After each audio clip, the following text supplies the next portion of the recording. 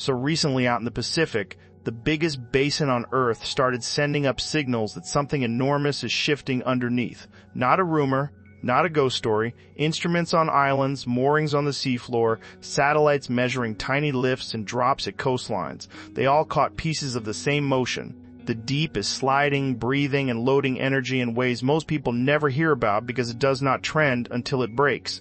The phrase sounds dramatic, but it is the straight truth.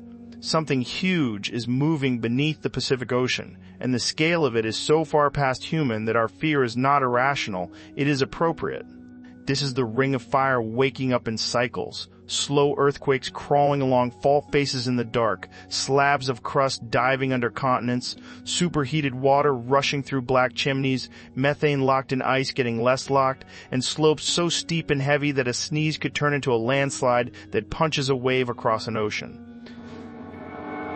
This is plate tectonics, fluids, rock, and time. And if you live anywhere near the Pacific Rim, this matters to your own house and your own street. Start with the frame of the whole thing. The Pacific is a moving lid, a single plate bigger than any country you can name, sliding northwest at a few centimeters a year. That speed sounds slow until you remember you are pushing a slab of rock thicker than Mount Everest is high, with edges that are hundreds of miles long, down and under other plates. It dives beneath Alaska, Canada, the Pacific Northwest, Japan, the Philippines, the Solomons, Tonga, and Chile. Where it dives, the upper plate grinds and locks. Where it locks, stress builds. Where stress builds, one of two things happens. It lets go fast in a megathrust earthquake and sends a wall of water racing outward. Or it lets go slow in a kind of earthquake that does not feel like an earthquake at all. A slow slip that takes days or weeks, redistributing stress in silence. Both are happening. Both matter. And lately, the quiet kind has been busy in a few places that tend to be precursors and pressure valves. On the northeast margin, the line from Vancouver Island down past Seattle and Portland to Northern California sits over a fault everyone whispers about, the Cascadia subduction zone. GPS stations onshore track millimeters of motion, not because millimeters are exciting, but because millimeters add up to the difference between stuck and slipping. In cycles, an area the size of a small nation will lurch about as far as your fingernail grows in a day. It is called episodic tremor and slip. The tremor is a deep shiver in the rock, tiny earthquakes too small to feel but loud on seismometers. The slip is a slow backstage glide that relieves some stress down deep while pushing stress up higher where the bad, fast earthquakes start. This is not abstract. The pattern is a clock for this margin. When the slow slip flurries get denser, you pay attention, because the system is talking, even if it is not shouting. Go clockwise around the rim to Japan and the Kuril Islands, and you find another behavior that keeps repeating. Swarms of quakes step along trenches like someone tapping their finger on a long table. A big event occurs. The trench resets, and then for years the area sees slow quakes and fluid pulses that look like aftershocks drawn out across time. Fluids matter here. Subducting slabs carry water down with them, locked in minerals and pores. As they dive, pressure and heat force that water out. That water reduces friction along faults, and in the mantle wedge above the slab, it fuels magma. The whole system cycles like a giant breathing animal you can only glimpse when the numbers line up. And in the last few years, the number of offshore instruments has jumped. Ocean bottom seismometers sit on the mud and listen. Pressure sensors watch for the faintest tide changes that are not tides at all, but the ocean column lifting and lowering because the seafloor moved. The picture got sharper.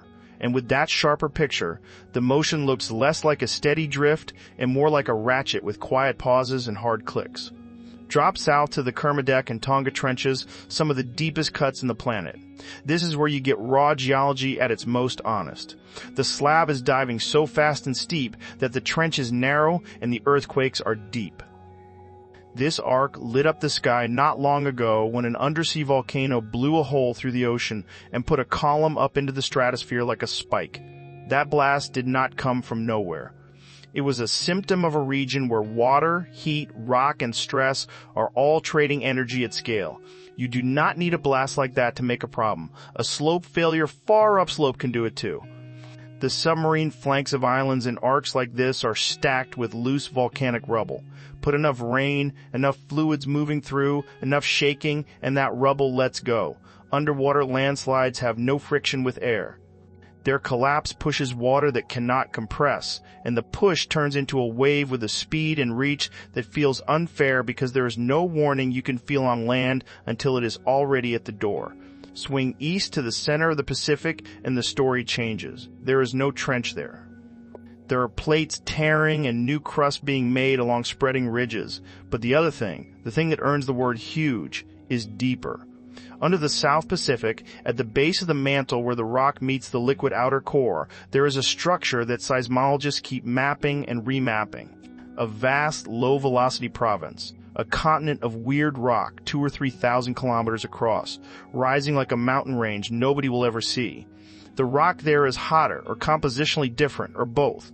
Its edges are messy. Its crown sends up plumes that feed volcanic chains like a lava IV. There is one under Africa too.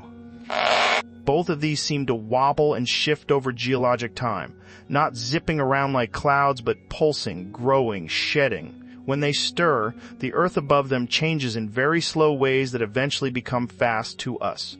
Chains of volcanoes light up, sea floors swell and subside, long-term sea level tilts by a meter or two over millions of years because basins deepen or rise. We are not here for millions of years, but we are here for the tail end of patterns set in motion long before our calendar started. And one of those patterns, the South Pacific superswell, is an area of anomalously high seafloor tied to that deep structure.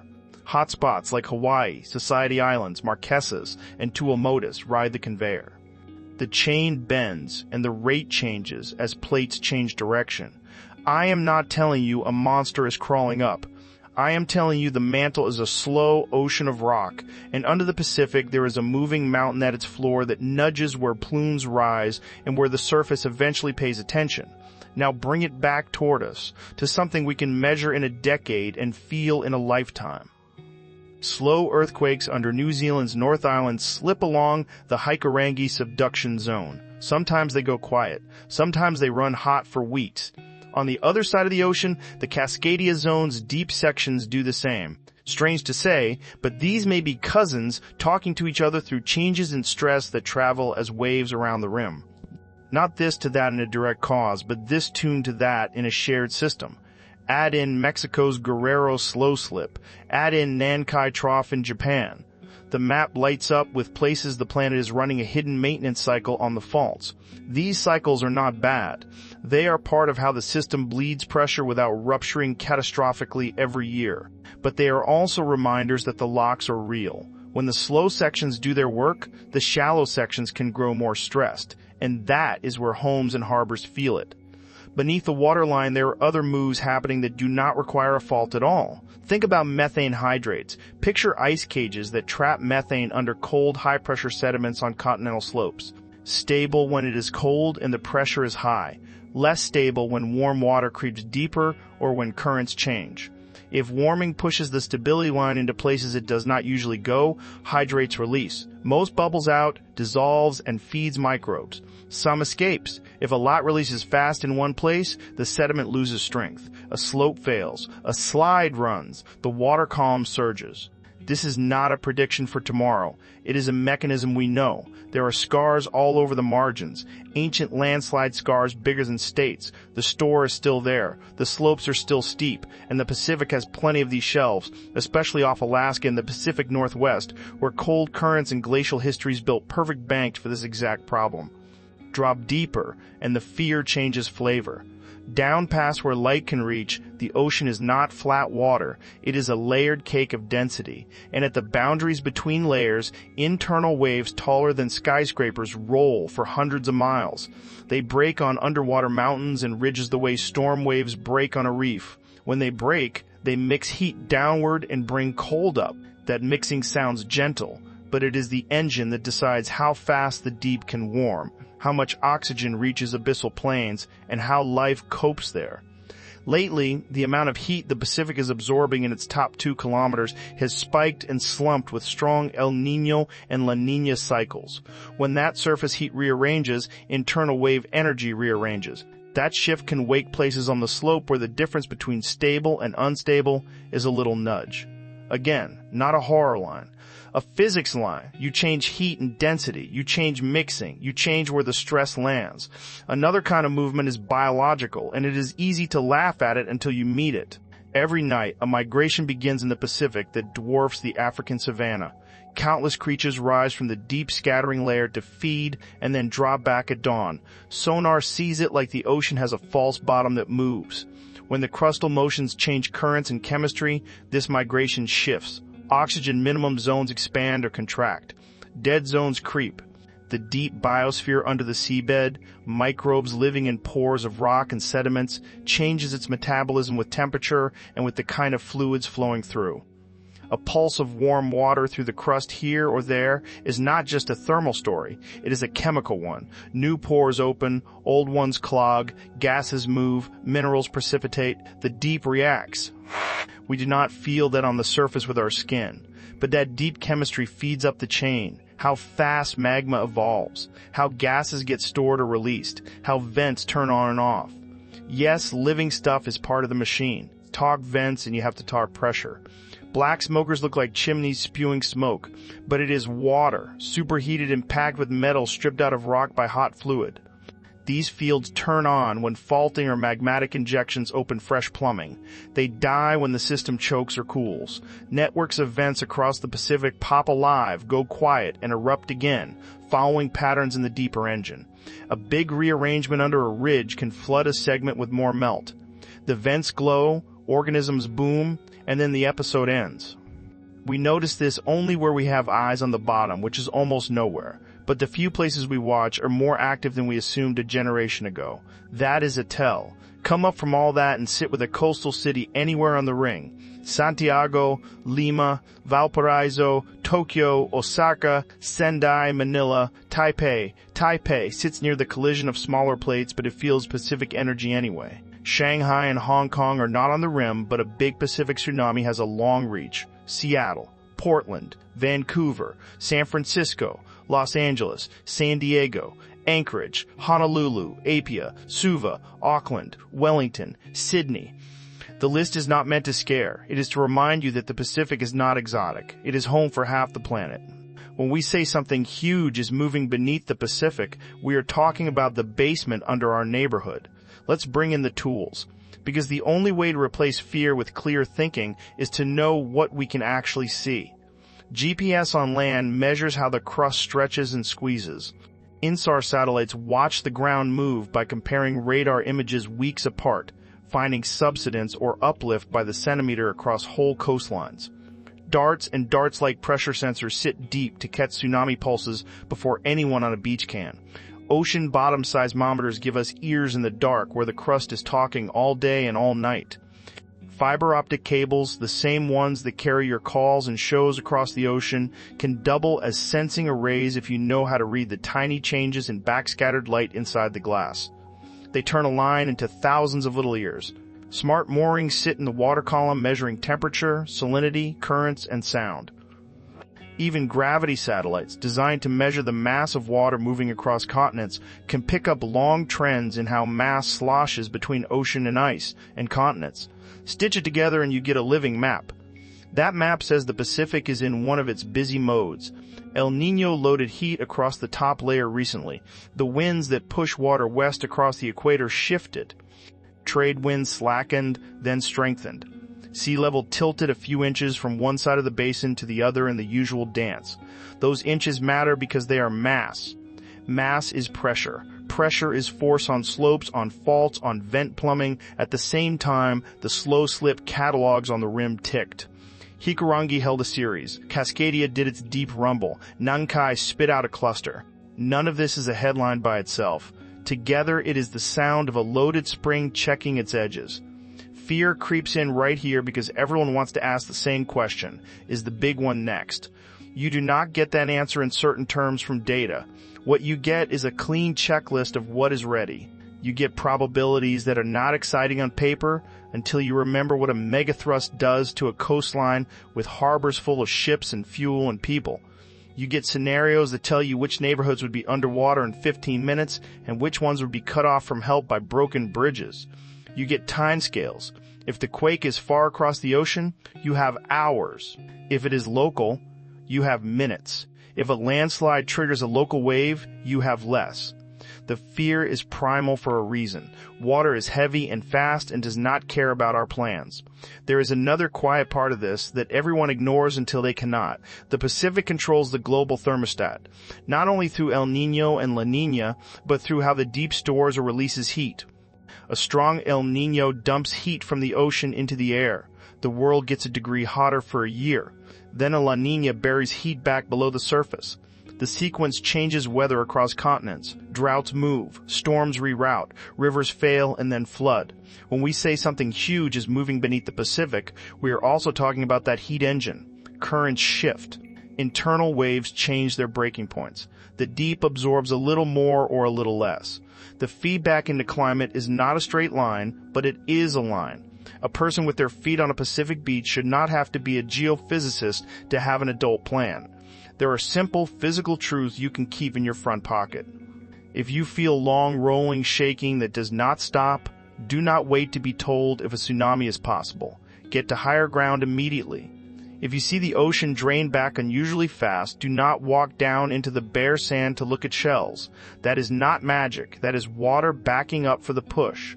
In low-lying harbors, do not count on the first wave being the largest. Waves arrive in sets that can last for hours. The third or fifth can be the worst. If your city has blue lines painted up on hills or signs pointing inland, those are not decorations. That is the get-out line. Know your route now, not while your legs are shaking. Step back from the edge and look again at the deep cause. It is easy to act like the Pacific is one thing. It is a system with parts that move on different clocks, faults that break in seconds and heal in centuries, slabs that dive over tens of millions of years, mantle plumes that rise for tens of millions more, slopes that fail in minutes, internal waves that run in hours, ocean heat that shifts in seasons. Our fear comes from how those clocks sync sometimes. A warm year, a chain of slow slips, a slope ripe with hydrates, a small quake in the wrong place, a vent turning on and sending metals and heat into a current that changes buoyancy just enough. We are not foretelling doom. We are respecting an engine that has gears we can now see. The primal shiver you get when you think about the deep is older than our language. We know in our bones that we live on a thin skin over something that does not need us. The good news is we are better at listening than we have ever been. The gear has upgraded, the maps are sharper, the warnings are faster. The losses we took in the past became lessons in concrete and sirens and drills. And yet, if you are honest, none of that removes the awe. You can stand on a cliff in Oregon, hear nothing but wind and birds, and know that 10 miles offshore a fault is storing enough energy to rearrange your map. You can sit in Honolulu, drink your coffee, and know that a volcano 2,000 miles away is drawing a slow breath that will set a calendar for eruptions long after you are gone. You can be in Tokyo and feel an ordinary commuter train rock slightly, and know that deep beneath Tohoku, a slab is sliding another tenth of an inch into darkness. There is a human way to carry that knowledge without freezing. You do the boring things that keep you alive. Water in the house, a plan with your family that does not require cell service, shoes by the bed, maps in your head. You learn the difference between an advisory, a watch, and a warning so your body does not waste adrenaline when it should save it. You teach your kids that the ocean is beautiful and not your friend. You practice twice a year so practice turns into reflex, and you keep listening to the people placing instruments in hard places because they are the ones turning our fear into timelines. Back down in the dark, the huge thing is not a monster. It is rock and heat and water and chemistry moving through their cycles. The Pacific plate will keep diving under its edges. The deep superstructures at the base of the mantle will keep wobbling like continents we cannot visit. Vents will flare and die. Slopes will hold and then fail. Faults will lock and unlock. And our small lives will cross those cycles the way ships cross currents. Sometimes the crossing is smooth, sometimes the current grabs the hull and reminds you who is in charge. So when you hear that something huge is moving beneath the Pacific, do not hear a headline. Hear a sentence with weight. The basement of our world is on the move, as it always is, but we can see more of it and sooner than any generation before us. Fear is natural. Awe is appropriate, preparation is adult, and respect is mandatory, because this basin does not just shape our coasts, it shapes our century.